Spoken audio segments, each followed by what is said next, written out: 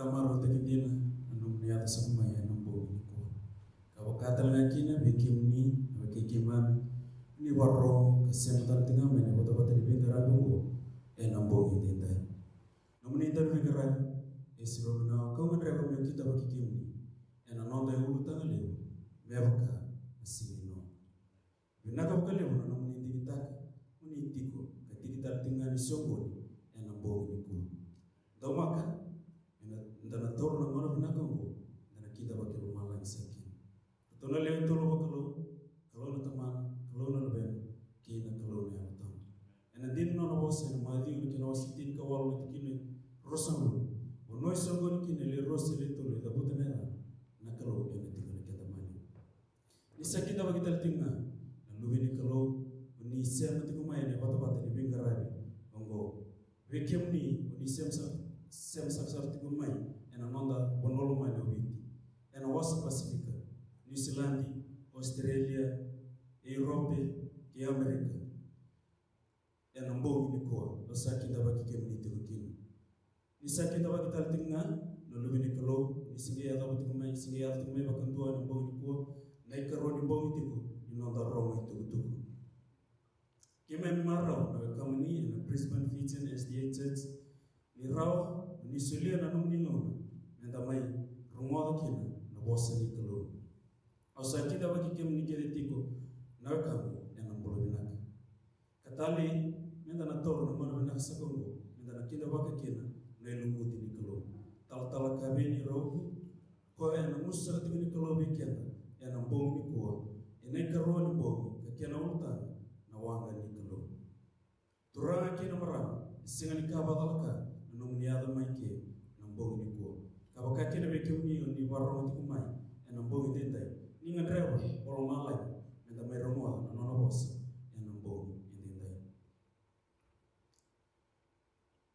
menda sana romo sare nda mona na dorobo kina manele keni tu ti kono non rese nambong ni ko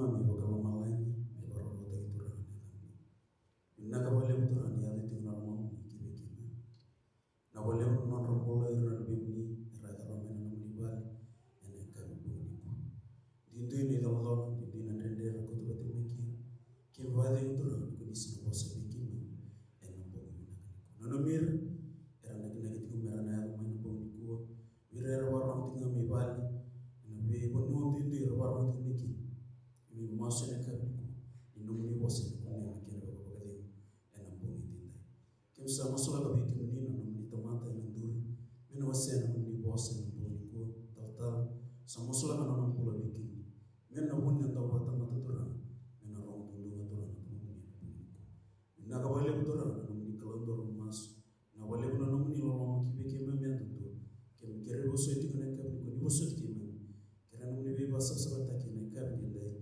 che lo abbiamo se talento ne ha deciso di con un volantino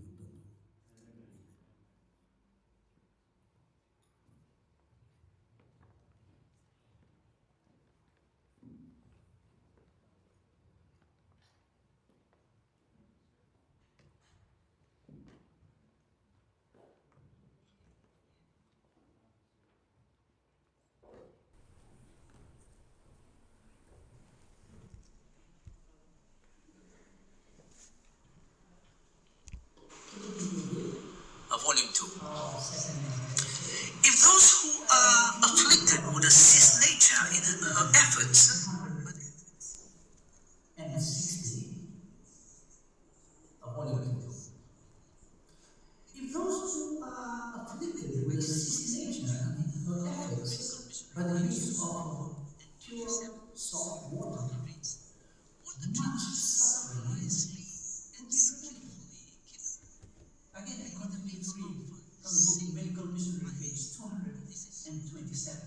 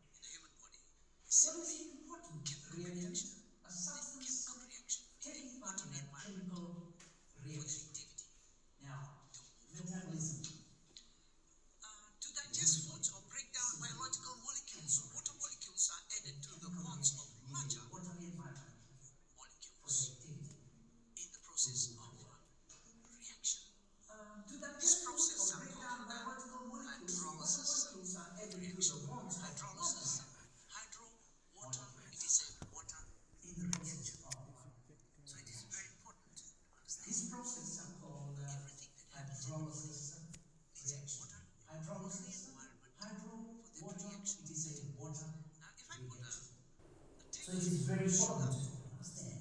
Everything that happens in the body needs water and environment for that reaction to take place. Now, if I put a tablespoon of sugar and a tablespoon of sodium and a tablespoon of magnesium and another tablespoon of phosphorus in a jar, no reaction will take place until I add water, and then the disassembly of the molecules will begin to allow reaction to take place. Water is a reactant. Another function of the water in the body is lubrication. Water serves as base for all body lubricants. The mucus is a species along the large intestine.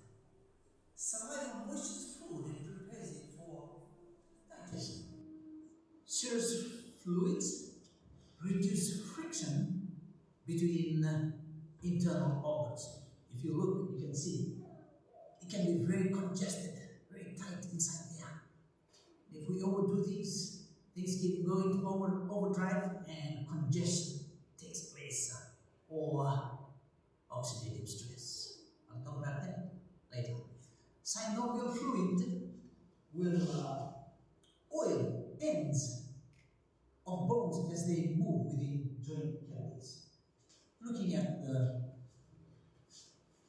bones here, all these bone joints, the joints that allows the marvel of movement, free movement in the body, is a result of the lubrication from this water-based fluid in the body.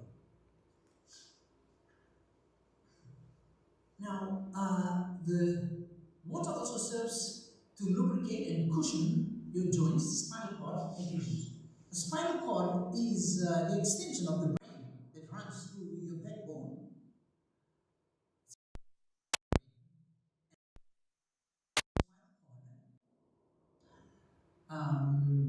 Is cushioned by cerebrospinal fluid, like the brain.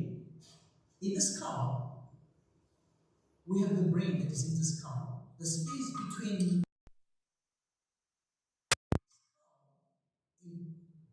the internal part of the skull and the brain is filled with cerebrospinal fluid. And that fluid serves to protect and, of course, lubricate.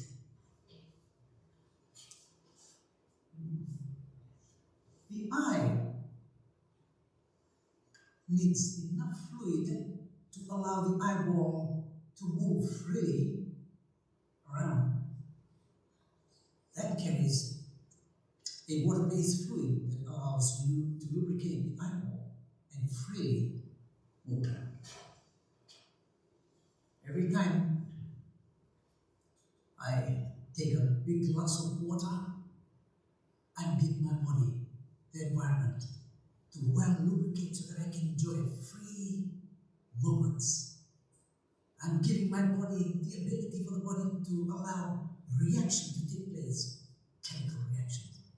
And I'm giving my body the best sacred molecule that works as a solvent to allow interaction with other molecules and optimize cellular function.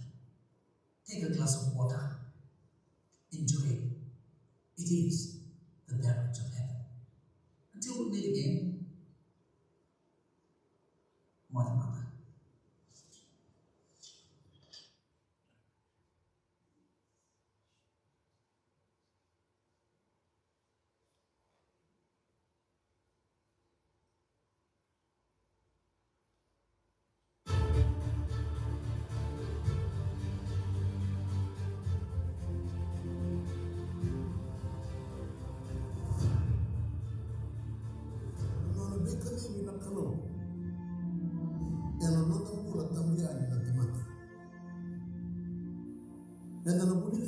e dona e ulutang leu. E ulutang matatu tu weekend e ni ulutang. Kalutu mai e na musu ni nonda turan Jesu Kristo. E na nona ben peitaka. Na sini ni nona lapu mai. Me toto wata. E na kayang e na nona ni nona.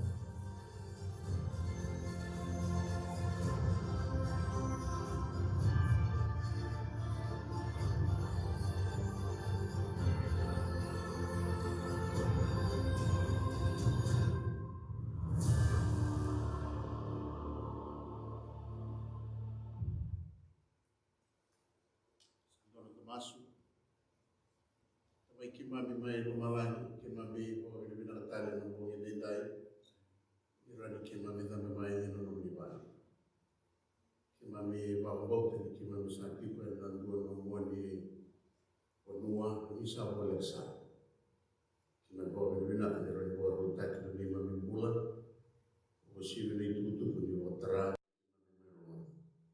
o sei kabe bona nomikina turanga lo tamu ni nandami tikivi kimami kavogabuli di kimami gosaka na ne mami ngangandre sabuti na vika keda ngongwe na dam ni chisu na ne mami turanga saya talanga ne mami bombula amen na mara onda baga vinivina kana bonge ndai ni ndana mai tomana tale na nanda itukutuku en nanda reida lesu na kaya nda vi talano tikukina na bongi na bimbi ni nonda vakila ni chiko na inaki ni nona kadivi kenda na kalau vakatamate andua.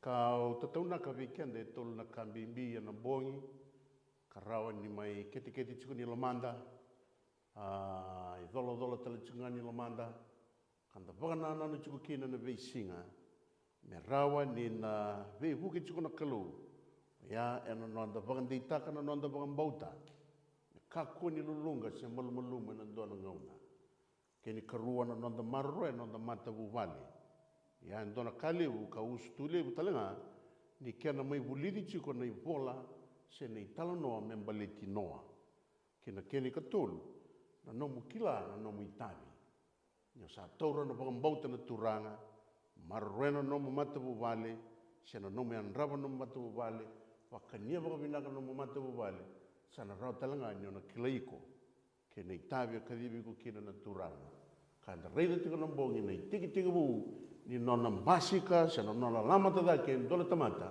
ke vakai vina kata me yado na dona bonu e bagi mbale ka kedi en dona me tiki bu mai vale en bongi ni kua en na reida tika na ulutanga bimbisa ka rau ni ndaka ni ngoe ndotu na ulutanga kandau venre ya ki vagaleu en vi vaganana neso ni vi vagambauta enda sa tukina ni kua na itukutuku ni kame baleta na nona vosa na kalau veinoa me taya en dua na wanga kandareida na matata ni nona vosa se na nona vagarona kalau e kana kalau veinoa noa taya en dua na wanga sianga ni rua en dua nga na wanga sianga ni vakai velo na wanga go en dua nga na wanga e sianga tale ni dua na wanga e tikivi koe se mei vagalele ni wanga go karawa ni o rika talikina en dua nga na wanga e vagarota na kalu vinoa metara na numa na kangu na itukutukungo ni sa yado mai veinoa e na senga ni na rawa ni na tauron dondonoa na idolodolongo me vakaukatiko na kakede e teke uevale na matai ni nona na lei savana nona idolodolo na kasingo e na lei tukunanga veiratou na nona leni vuvale ia ni sa dingo me na itukutukungo mai lomalangi me sa tai en dona wanga kai vana no manawa kangu na ngauna e tiko kina ngonoa sengni rawa na mbula e duruma kasin rawa talanga na nona na lei sureta se vaga maride endua se kerendua me na mai veivu ke vei koia e na ngauna sana dambe dake kino koe kina ulu ni vanua e whakarau taka na kalau, me lei tā kina na wangango. Kandarau ni o reide, enda reide na mbongi ni kua, na rawa ni nona vingomo noa, nei whakarau. Kei na totolo ni nonro tau waka iyo nono mata vuvali. E whakandei taka wikenda ni volotambura viokani, ni yalo ni vuvali, e tiko kina na turanga ngonoa, matai, enda rawa ni reida ni o noa e ndua e kilei koe tu wakavinaka. He kilati kono nona i tavi wakatama, waka i tumutumbu, karau viwa se i takatiko waka viwa tini. Karau talangani enda reida, na rawa ni kena tana wangago, na non rau vi talano waka viwa tini. Men dono kina nangangandre ni kalau. En dambe tua noa, en dua nan raki ni mbula, e kambimbi ka namban dua bua, na nona bosa na kalau. Ni ngauna e bosa mai kina na kalau, me wakana raki ni mbula, sandau reida tiko vei tukana, kei tukana wakarua. Sa wakabulidi koe kino noa, e na ngauna e bosa kina na kalau, e tao na kakedenga. E liu na kalau. Na roka ni mbulango na kangu, sa lai tarai rato chuko na luwena. E rato sa kilata langa nangone, na dabo non rato itavi, kanandone me rato dakawa vei taman rato. Ni boso taman rato, e rato sa ya valanga na dorovo e tolu. E rato sa viwa seitaka, na vi kakede me rao ni tau dako kina, nangangandre ni ngasingo o noa. Tono ngone ngore vioka ni rato kila na bimbi ni tobo ni vindokai ke na waka roko. Rato sa kila talanga na bimbi ni kena rokovi chuko na itutu wakatama, na itutu wakambete e na loma ni vale. Yana karato sa bulida chuko na doro bongo.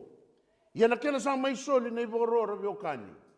Wakanda reida e na boli wakatigabu na wasi ono na tikine tinikawa. Kawango na kalau, mo taendo na nomu wanga e na kau kofera. Mo da kaba e so me sona longi e na wanga. Kamborea e loma e taunda kutelenga e na ndrenga. Totoka e momona sabasaba ka to the point na iwakaro. E senga ni taura mai wakawe Italia noa, na iwakasala ni kena tana wangango. E solike na iwakarau, ni kame da kava na ngasingo. E kai wakawinaka wana turanga, duanga na wanga. Kena kau na kofer. Kena karua, moda kava me sona longi e na loma ni wangango. Boroe loma, taunda ko talanga e na ndrenga. Soli talanga ni wakarau ni wanga. Kena balabu tolon rau na kiupiti. Kena ramba 5 bulu na kiupiti.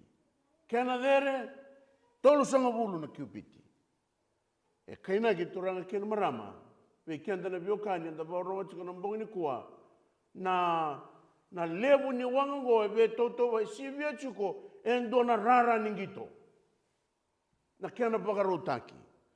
Na kena dere e toto watatu kena ndo na vale tambaba. Ya na lebu ni valengo ni wangango posutiao. E na ngaune e sulia kena na kalau venoa.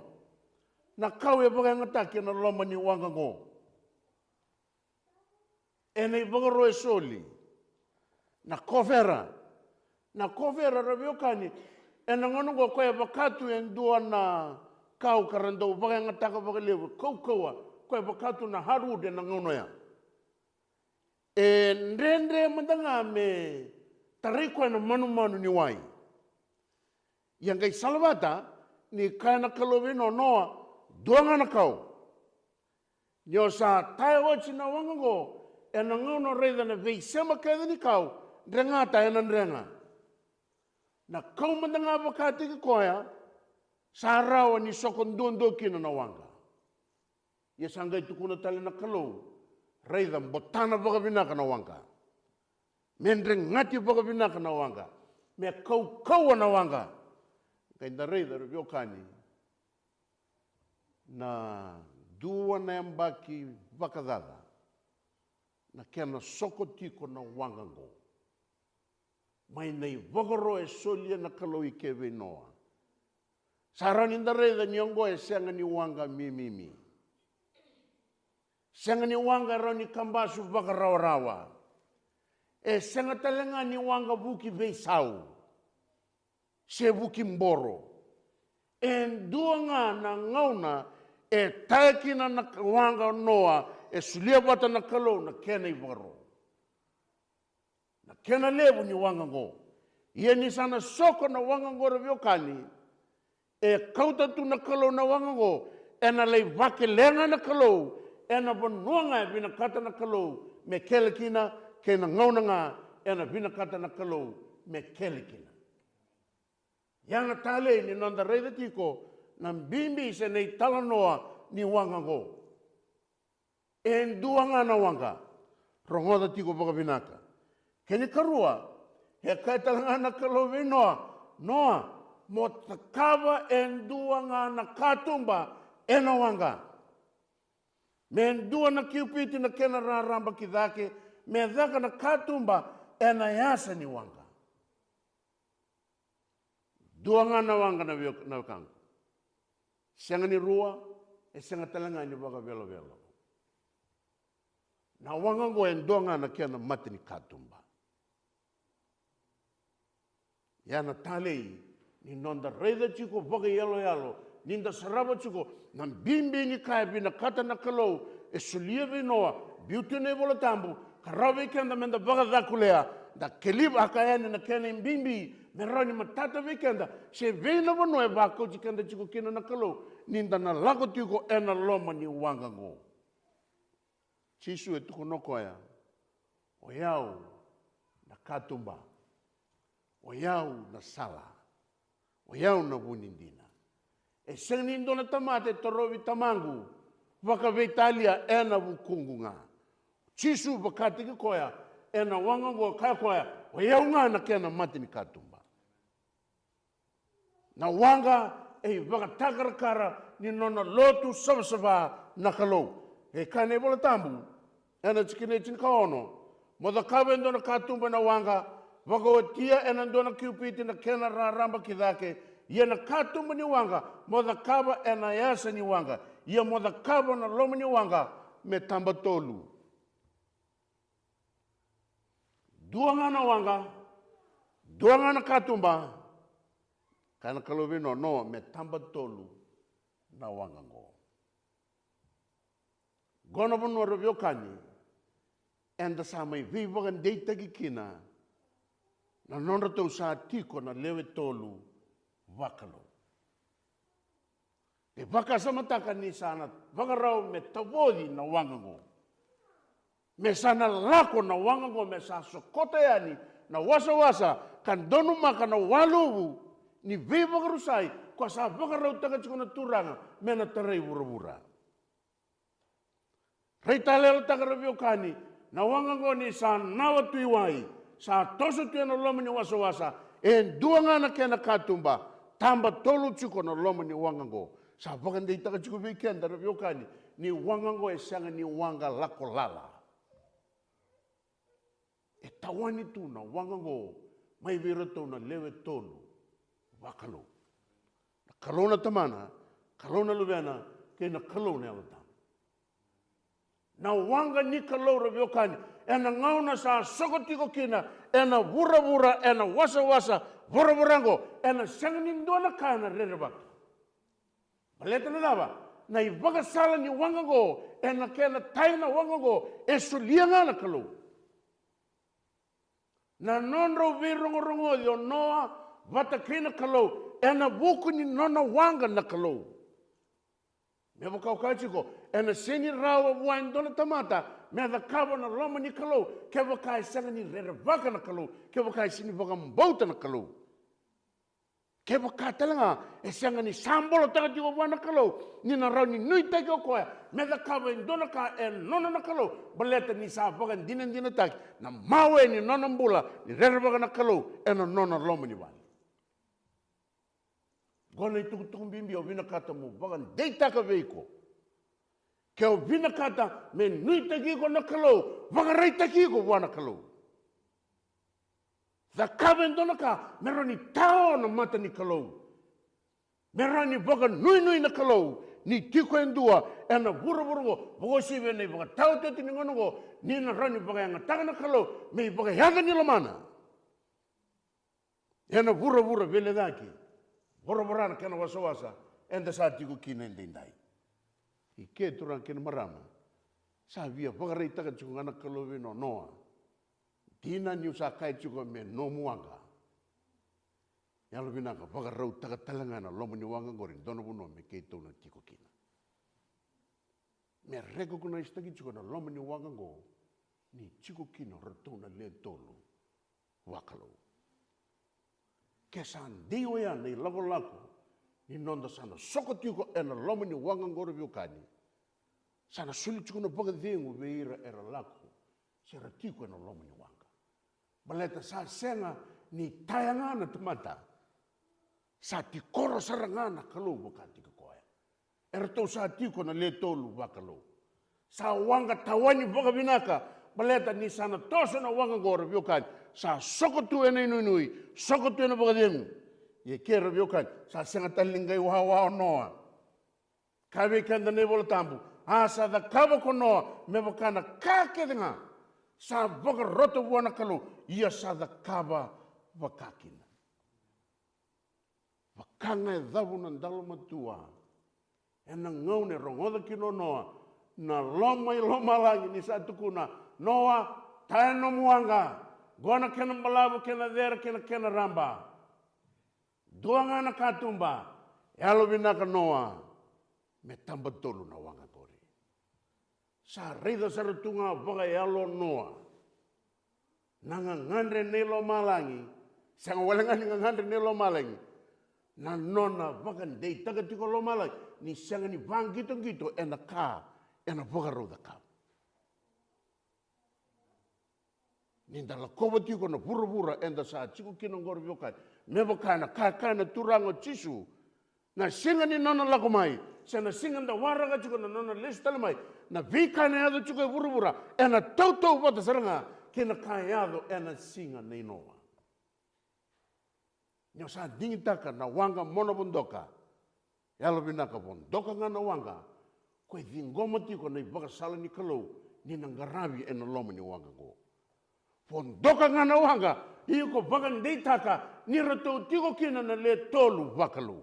Bundoka nga na wanga. Koe iko kila. Ni o koe skota tiko na wanga. O koe vingarabi tiko loma ni wanga. E rere baka tiko na kalau. E nui teki koe tiko na kalau. E baka henga teki koe dina tiko na kalau. Na wanga talanga ngore viukani. Sianga ni rongo kina na ndomo ni tamata. Na wanga ngoe rongo ndondonga kina na ndomo ni kalau. Semani baka dhaba na dhedheri ni kaenda kila. Semani baka dhaba na dhedheri ni wanue dhidiva na nomu baka henga taka nomu buku. Ena senga ngani na rongo na ndomo ni tamata ena lomo ni wanga ko. Ena baka tule wandu ndo chiko nga kina na kalau. Do talanga na kai tali kina revyo kani. Ni sa baka rota na kalau na wanga meta. Me tamba tolu merato chiko kina na le tolu wakalo. Sa roni na reita lalo takatalanga ini. Na wasa se na walugu kwa na mbasi kamengo. Ena tarato doko saranga na buru. So it's a universal flood. Na vi baka rusai ena basi kamai ena baka tau chuchi ngono me baka kayado ena singanino ena tarana bura taudoko. Do talanga nandina ni kame mbaleta na wanga ngoro viokani ena loma ni wanga. Godona kame ba kurumbu itaki. Ni sulia na kalone baka robe noa mo kauta ka kumuna bata vei kona kakana me kemu me kenra talanga.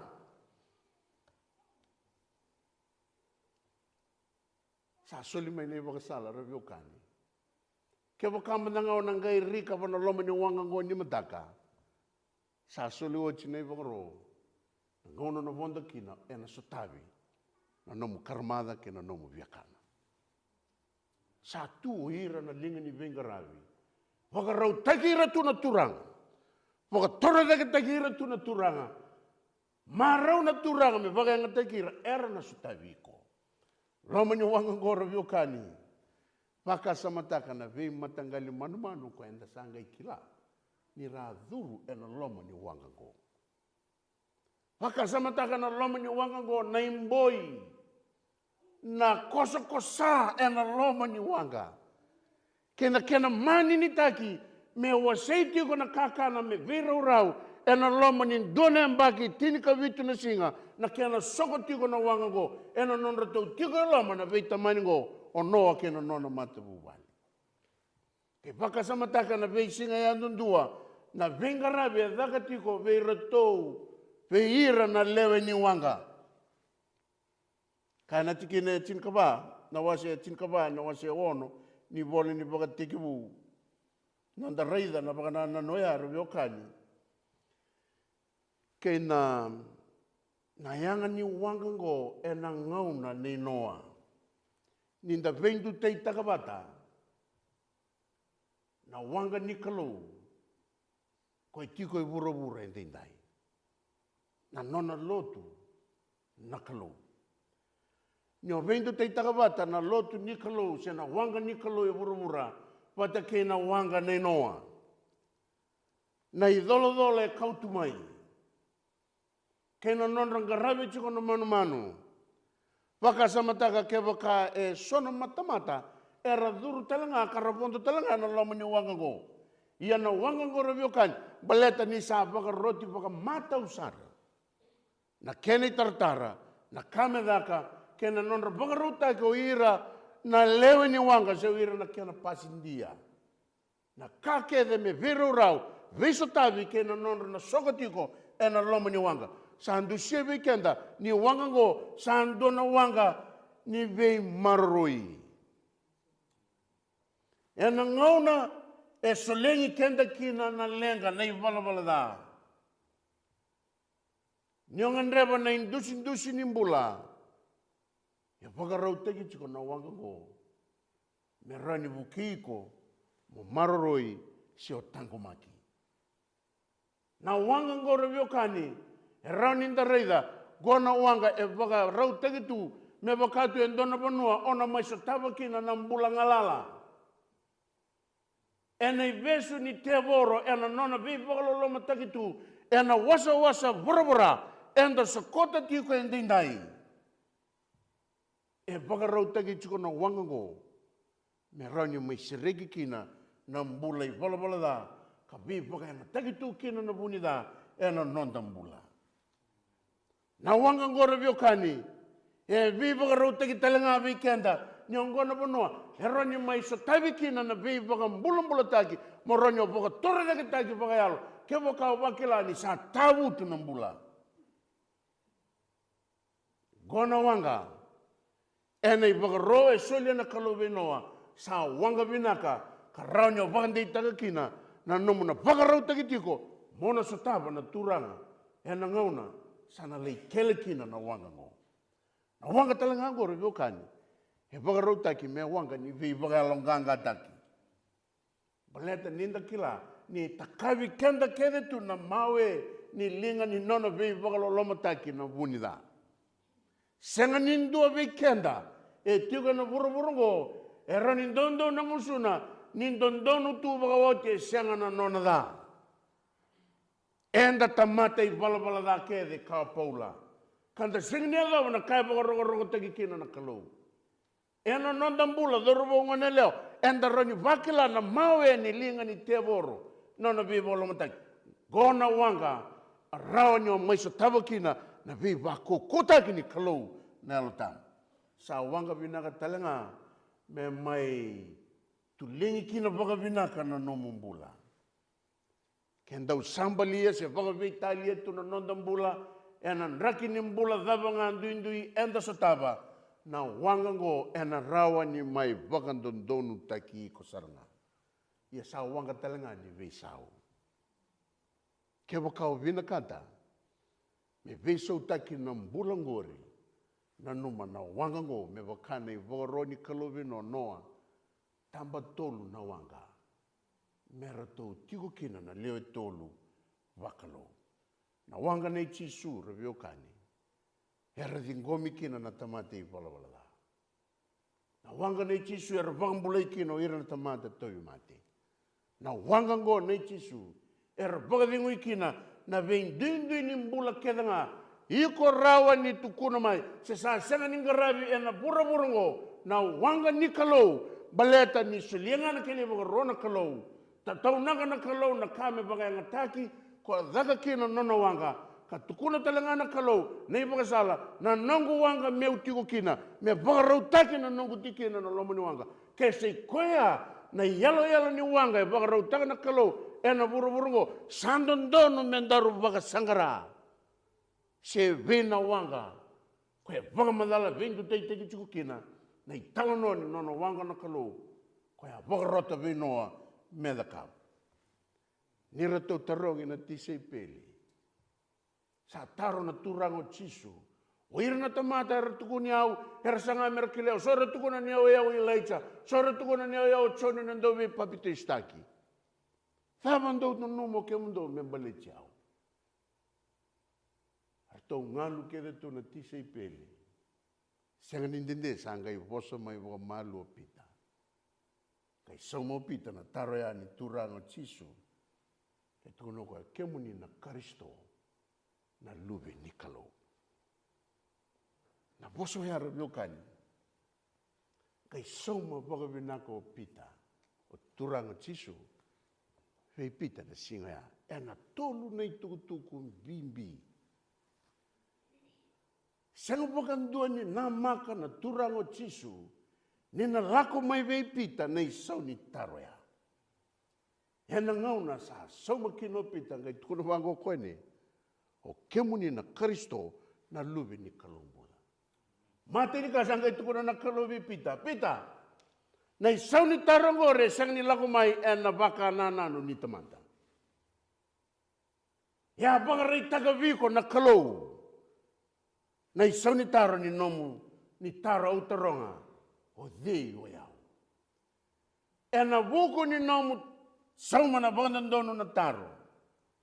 Kai na kalove pita. Pita, hobia kaiwe ko nei matai nindina. O iko pita. Na vatu leilai. Ia enan dela ni vatu ngo. Vatu leu. Au na tarakina na nongu i songo-songo. E na wukungani no na somandono pita na taro o kemuni na Karisto na luve ni kalombula. Goba tarabiokani na baganananu ya tuve noa e na ngauna e suliekina na kalou na iboro. Baleta e senga ni rawa-rawa bua endua tambuyani na tamata. Meda kaba endona ka sembera ni sembau kilaya vura-vura. Me taya endona ka e sembera mandanga ni sembau reida lakela sambolo. E tauranga na mona, e tauranga na tamata, e rao ni rao vise matitigo vata kena kalau, e na veisinga vakayalo. Ya vata na mona raviokani, endondo kina nangusi pita medavuta, gai kindava na turango chisu, gai somole sumbatana dava. O bura todo ko Herakaya, goro Elijah, goro Choni, goro endona profita. They never knew Jesus. E na ngau na ngai rongoda kino ko ni tuku ya, ni lago mai vei pita. For the first time, e wanga saranga na matin turanga. E recognize tako koe, na mona ni tamata, ni da vuta mai, e dona ka kilanga o lo malangi. E na vuku ni dina ngori pita, au sa kaiwe iko, o iko pita. Ia e na ndela ni vatu ngo, au na taraki na nanongo i songo-songolo. Kene karua, Kana kalau be pita. Au susule talanga biu ka indei na ki. Na kingo. Na kanga i ko pau dei ke e vau di maika. Na kanga i ko sereke ke e na sereki maika. E na loma ni nona lotu, nona wanga na kalau. Koe na venga ravi ki no pita. Au susule biu ko na ki. Na kai vau di ke e na vau di talanga mai lo malai. Na kai ko sereke ke e na sereki mai lo malai. Pray the review kaini na delegation vaga dirlo loma. E marau taka na kalau me sulia. Baleta ni kila na kalau. E tiko e so. Era recognize ti koa karakile koa. Ko patana yala limbula review kaini. Ko kai chuka na bugendai. E marau taka na kalau. Me wakayanga taki noa. Paleta na ididi ni nona mbulo noa. E dawa tunga koe e na principal limbula ni wakambauta.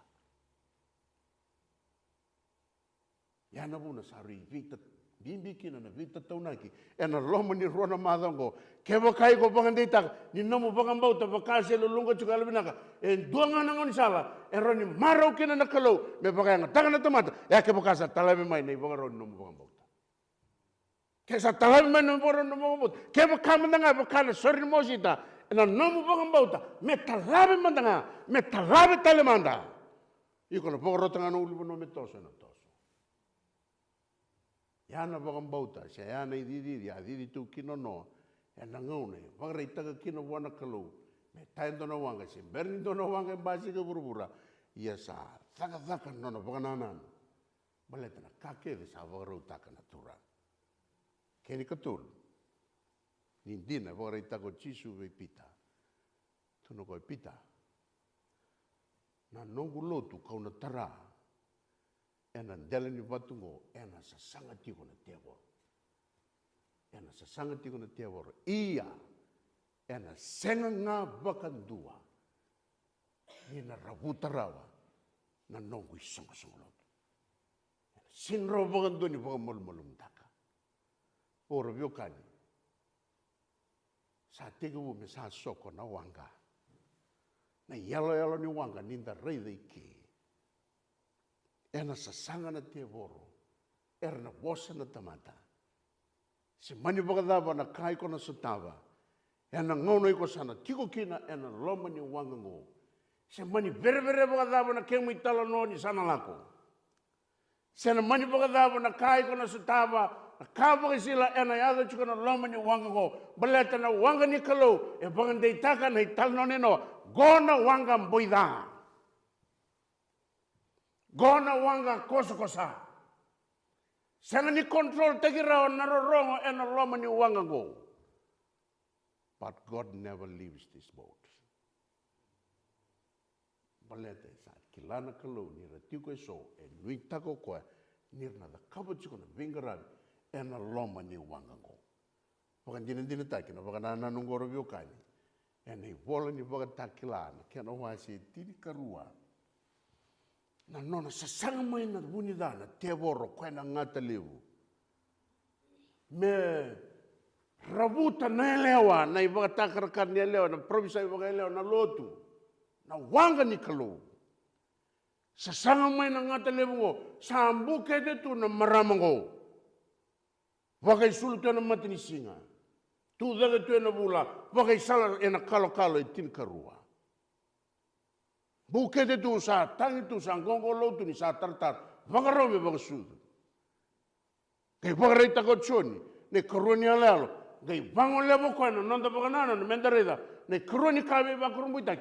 Ni sa tara tu na maramu. Kay redo choni dua na ngatan damu lebo. Sa tu wakarau tu. Mena ti loma na ngone ngo, e na ngauna i suduki. Ia viva kurumbuitaki na itala noa i tiko na baka takila chinka rongo. E na ngauna sa suduki na ngone, gai sa sanga na ngatan damu ngo, me tomboka me baka matena ngone, kani raraura viokani, ni ngai kauna ngone kina nona i chiko mailo malai. Sa reida na ngatan ngo, te voro, setai, ni sa dalato koe na e leo baka sudu. Sa dalato ko na ngone tangane kanga isudu. Sangay ngolewa na tina ni ngone. Ngono sa sanga ni kinoko metara na tina ni ngone. Sangay ro na tina ni ngone ngo. Soli buwa ro na tambana bakana ikeli. Sangay buko ko me sa sangay bikau. Nabuno e pagarau taka na kalo. Mena lai chiko kina. Donon dolu ronan rau. Ono sanga bulu nasi. Kabangko di sa sangay na ko na nga tundam-dam ni sa dalata na ngone sa lako lomalang sangay sangana tinani ngone ngono sa sangay ni kinoko na tinani ngone sa wakila na tinani ngone sana bera balete ni sangay sudu walinga soli buana tambana bagay kid sangay buka ngono sa rede ni kinanga tundam-dam ni sa baka tambana na leongo sena nona lotu na kalo me sa lako na dono no e baka rau takanga na kalo sangay luar ka mainawai. Sa reda na kalau ni sa luar ka manawai sa na rauni na lupuda na leongo me mandi. Sangkai pakandalanga tanga na kalau na huru-hura. Me tiloma kiede na wai. Bula na lewa. Na lotu na kalau. Na ikiko i vikau. Ya na punu e pakarutaka na turap. Sa reda na ngatan damu-damu ngoni. Sa dalata na ngone. Sa dalata na tina ni ngone. Sangkai kawe kianda na voli pakatakila. Sangay ngolevo ko na nona kawa na elewa. E matata weekend e nebolo tamburo yokan. O ira na kawa ni elewa. O ira era bagambauta na vosa ni kalau. Ka taura tiko nga na bagambauti Jisu Kristo. Na nona lotu na kalau. Sa bagandei taka ocho Jisu vei pita. Pita. Ena dali watu ngola taraki nungu songo lotu. Au sa sulevi ko na ki, na kau baude ke na baudi melo malang, kau sereke ke na sereke melo malang. Au sa bia bangandi takatalanga ko na nungu lotu ko e teko ngo, ena sa sanga tiko na bunida merabuta, ena senga bangandua. Mai basi ka na yala ni lotu watu ngo, ena nona provisai nona reiboto choni, ena ene patimo, solia tale wana kalau, na yala bata, ni nona sa sanga tiko na teaboro, merabuta na nona wanga nakalo ena senga ni rawa vakandua reviokan. Baleta na lotu ngo e yabu tagitu ena tolu na yabu bimbi. E tu ene ivoni vakatakila. Me vakau sa kachiko, vakatakila chinkarua chinkavitu, uira na kawa ni alea, so ira na kenavo nona kawa, uira ngo era vakambauta na vosi ni kalo, ka taura tiko na itukutu ke Jisu. Ena vakatakila chinkarua, go ira era bagambauta na vosi ni kalau ka taura tiko na bagambauti Jisu Kristo. Ena vakatakila chinkadio chini, o ira bata talangango, o ira kota tiko na itukutuke Jisu, na ira na kamera taura tiko na itukutuke Jisu, vagarogo wana kalau ia na itukutuke Jisu na yalo ni provisai. Go e tolu na yabu bimbi reviokan. E vakandei te kotuke na nona lotu na kalau e vura. Mebo kau sakati ko, e na ngaune sulieke na nakalobe no na ibaro, tana wanga, men duanga na katumba. Tana wanga me tamba tolu, merato tiko kina na le tolu wakalo. Men duanga na wanga. Kana kalobe pita na wanga ngo na sasanga na teboro, ia na sangani rawanta. Kana kalobe choni na yalo ni provisai anda reida, e sasanga na teboro me baka matena elewa. Sasanga na kalau me baka matena ngone sinrawata. Sana ngai sasanga ko e na kena boni no na kauna elewa. Wira karakilai e na tolu na yabungo.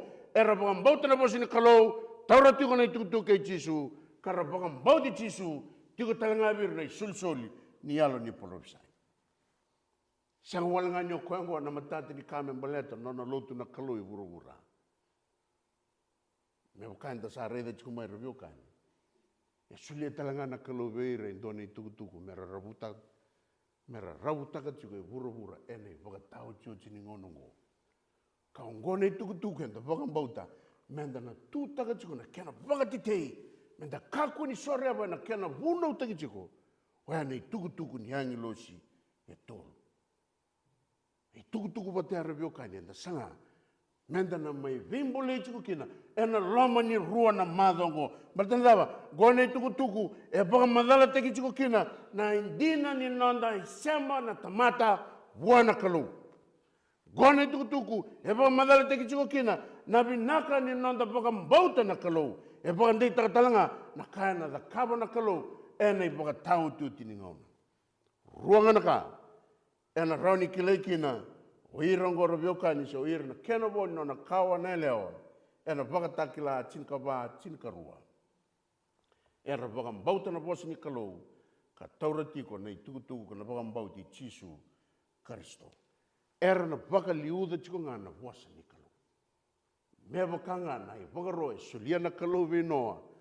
E na ngona sa, waka madala taka kina na kalau vinoa noa, gona i tātani wanga, gona lewu ni wanga, gona kena ramba. Kawe kenda ne wala tampu, e da kaba waka kina konoa. E ane waka sama lewu reviokani, ni non rambula o ira, na nona lotu na kalau. E ra waka mbauta tiko ngā kara, waka liuda tiko ngā na bosi ni kalau.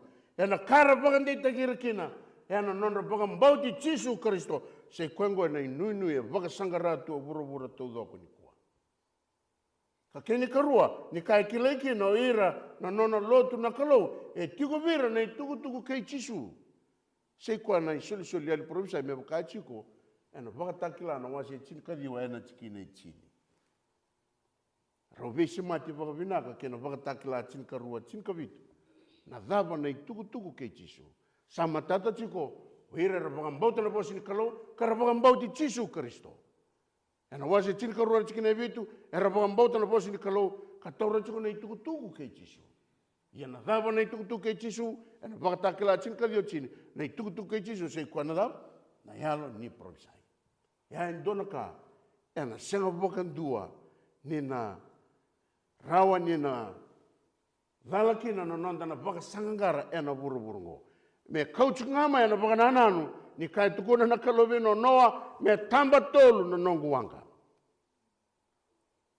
Me rani bukechuko na nonda baka se matabata, kenda de chuke burubura, ninda na baka sangarana, wanga donu, kwa baka rota na kalau, kwa sulia na kene baka sala na kalau, kwa vina kata na kalau, mera lago mai kino, ira kede, era sotaba na lenga na vei matangali lenga daba, mera lago mai ena lomani wanga go, baleta erna sotavi kina.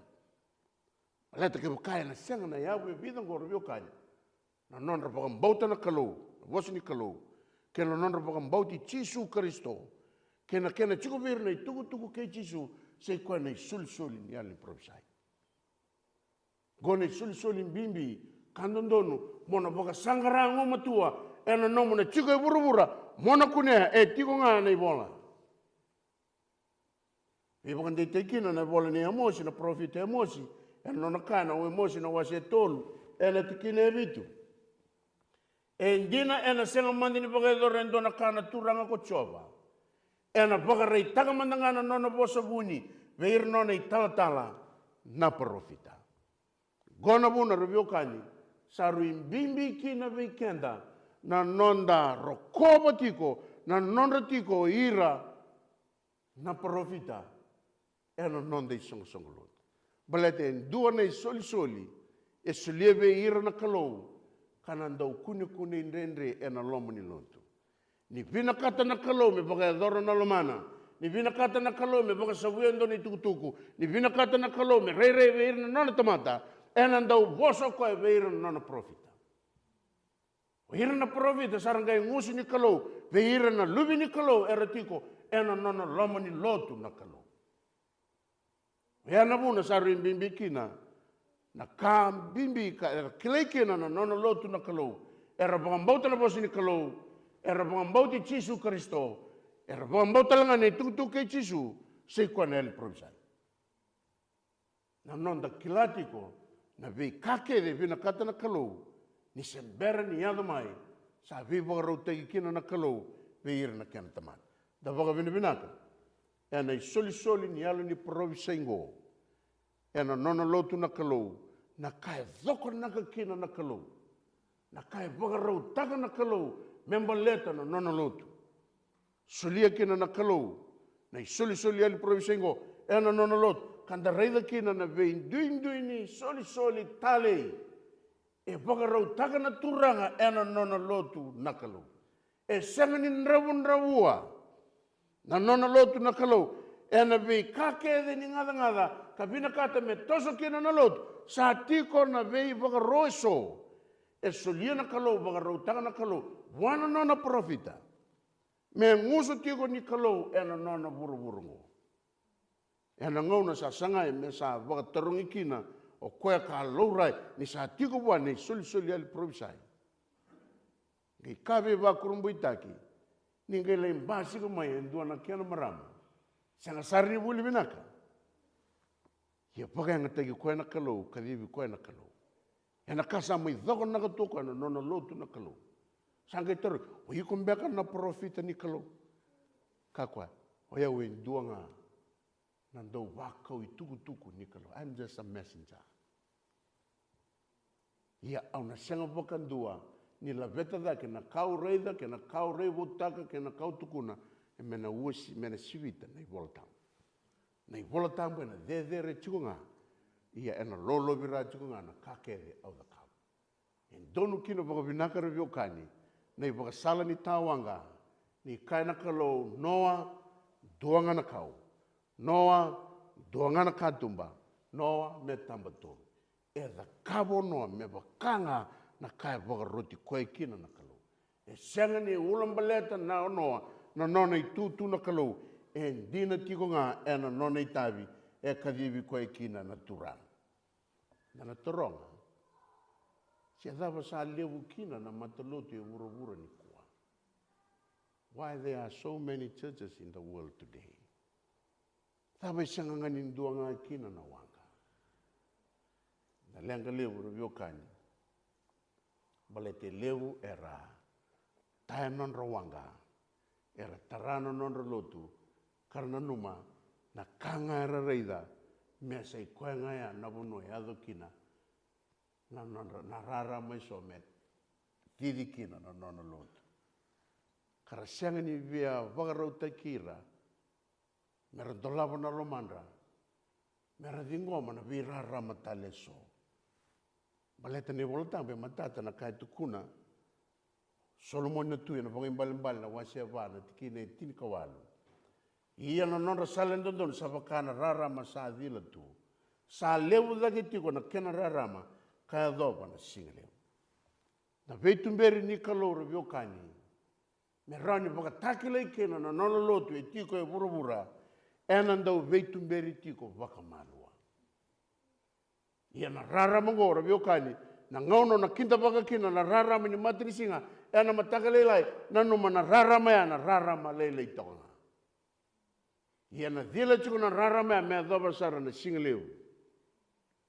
Kakua nyo tomboka kosonga na rarama na mataka kau sana numa me sa rau chuku na rarama ya. Mo sa bokan dureki na kau na numa me sa ikuengo na bunua sana kele kina nongo bokan bauta kau na senga tali ni via kau e taka sedi goma na vi rarama taleso ena mbasi kamai. Mai na buto na via bokaloloma taki anda tukina. E tu wakarau tuna wangango medingo miko. E tu wakarau tuna wangango mengaraviko. Si mani wakadabo na vanua wakalolome sanga ikenda tu kina na punida. Na wakaroni kalove noa wakarau taka na kaka na loma ni wangangori me rautiko me rauchira talenga. Gona vuna raviokani. E viva waroti kina na turango chisu veratona nona tise peli.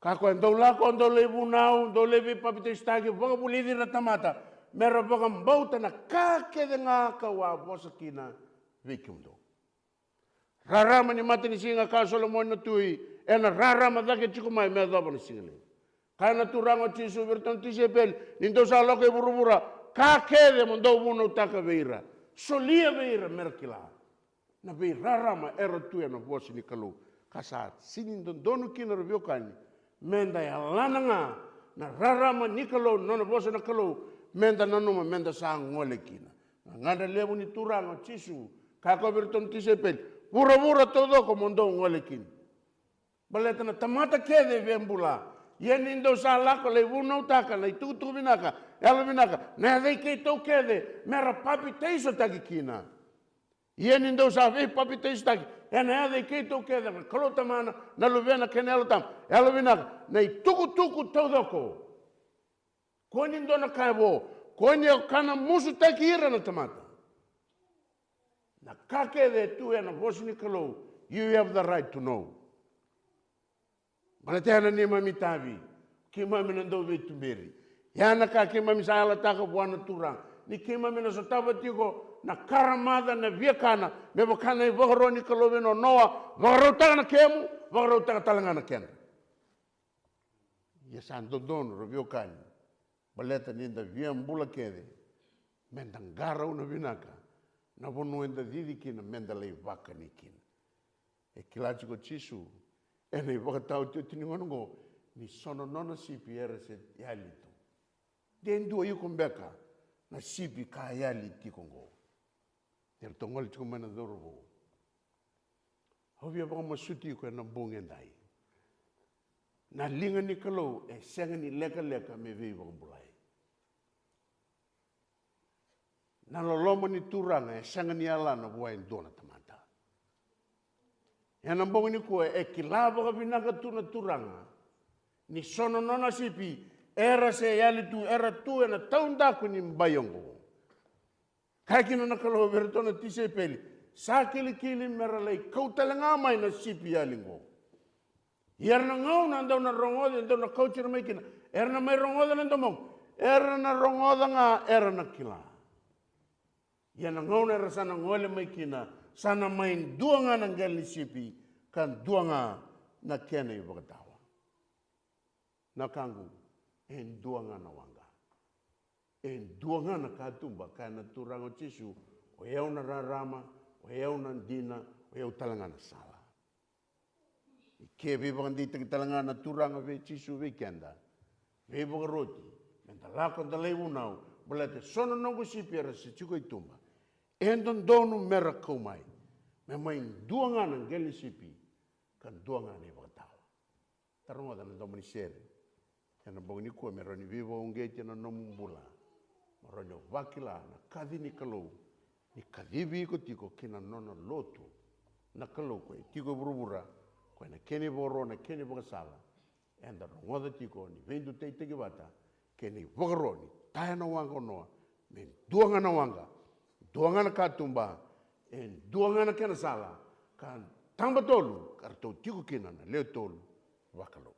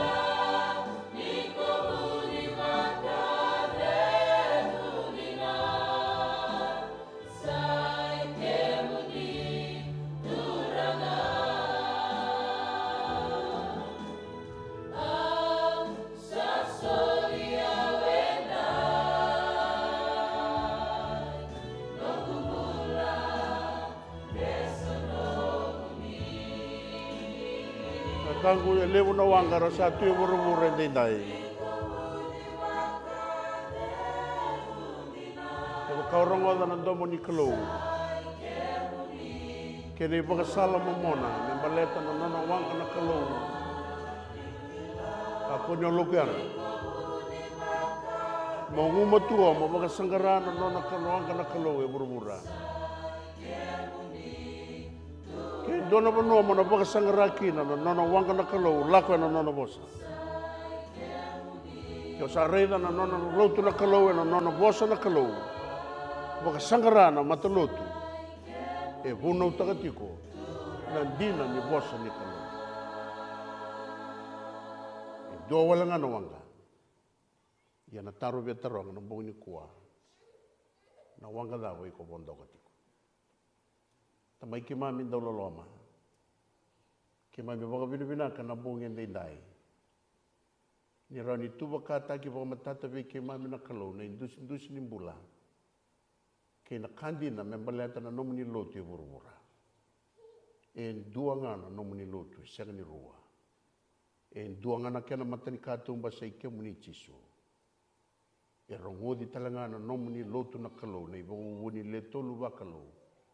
Nyo ni sati koro na mbula na tau dhoko na mbula. Ke mami marau ke mami waka vinubinaka. Ni tu na itala nongo e waka ndeitaki ke mami.